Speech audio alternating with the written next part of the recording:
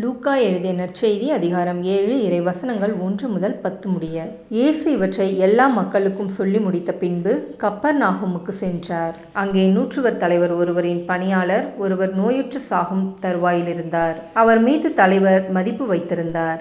அவர் இயேசுவை பற்றி கேள்விப்பட்டு யூதரின் மூப்பர்களை அவரிடம் அனுப்பி தம் பணியாளரை காப்பாற்ற வருமாறு வேண்டினார். அவர்கள் இயேசுவிடம் வந்து, நீர் இவ்வுதவி செய்வதற்கு அவர் தகுதியுள்ளவரே, அவர் நம் மக்கள் மீது அன்புள்ளவர், எங்களுக்கு ஒரு தொழுகை கூடமும் கட்டி தந்திருக்கிறார் என்று சொல்லி அவரை ஆர்வமாய் அழைத்தார்கள். இயேசு அவர்களோடு சென்றார்.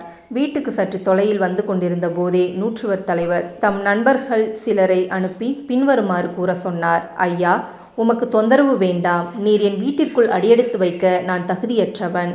உம்மிடம் வரவும் என்னை தகுதியுள்ளவனாக நான் கருதவில்லை. ஆனால் ஒரு வார்த்தை சொல்லும், என் ஊழியர் நலமடைவார். நான் அதிகாரத்துக்கு உட்பட்டவன். என் அதிகாரத்துக்கு உட்பட்ட படைவீரரும் உள்ளனர். நான் ஒருவரிடம் செல்க என்றால் அவர் செல்கிறார், வேறு ஒருவரிடம் வருக என்றால் அவர் வருகிறார்.